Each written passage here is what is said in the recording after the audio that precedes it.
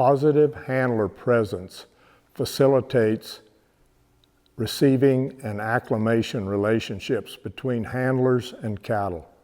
It is amazing to me as you watch animals respond to your presence that it is important that we approach these tasks, approach these herds of animals with humility.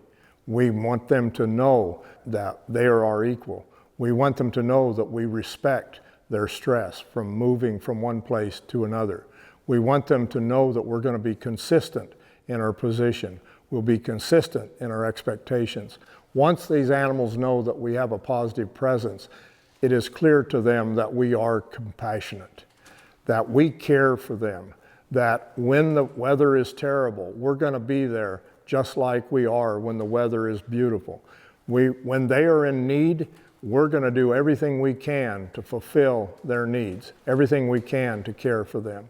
I think this word compassion is something that is in most of our caregivers, and we overlook that and we don't stop and define that occasionally.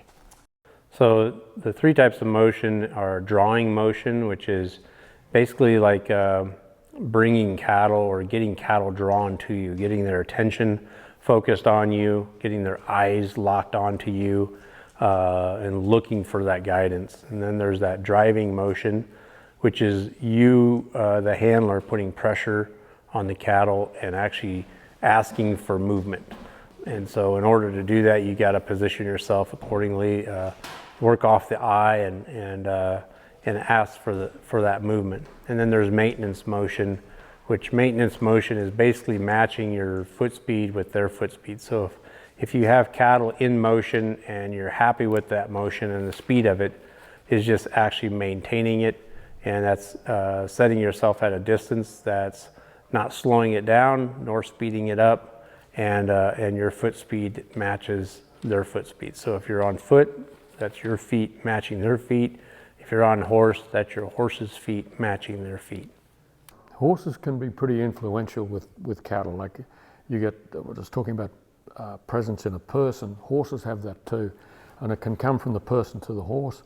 A horse can influence cattle pretty well. So if you step your horse across to the cattle, it has a big impact. But if you can step your horse backwards out of the way or sideways or slightly forward, you can influence the animal without causing a reaction. You probably get a response rather than a reaction.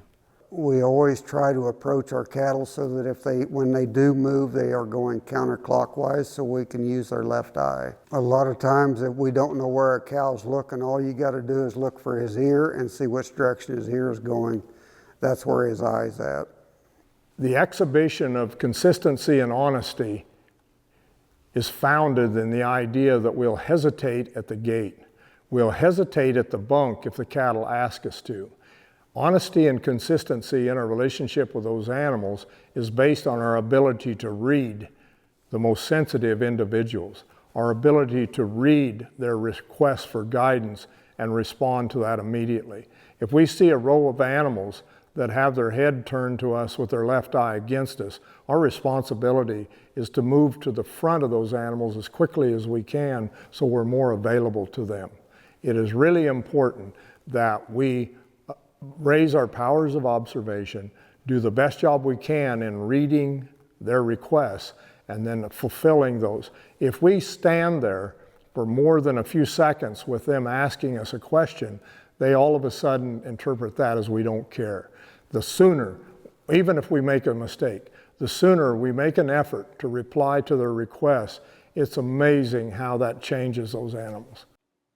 Just giving them that little break and showing them that you appreciate them in whatever way you think that animal understands that you appreciate them is really important. And that comes back to simple pressure and release and saying thank you for helping me do that, or thank you for understanding what I'm asking you to do. Cattle want to see what's pressuring them. They want to see where you want them to go, and they want to go half around you. So you need to position yourself where they can see the gate. They need to be able to see you, and you need to be able to curve around you. So you position yourself where they can bend around you. Now, if you go behind them, they want to see what's pressuring them, so they all turn around, they don't look at the gate. So that's a pretty pretty easy one to do, but it's people's general nature to go behind them. So you have to educate yourself to work from the front in diagonals. As we gain more skill at leading cattle, as we gain more skill at reading their requests, as we gain more skill at drawing cattle, getting them to align, all of a sudden we become almost a magnet to these animals. In the past, there have been a lot of us that have spent a lot of time behind cattle pushing on them, and that's exhausting. It absolutely debilitates cattle. Our dream is that we can be in front of these animals and draw cattle to us, almost be a magnet that they continue to respond to.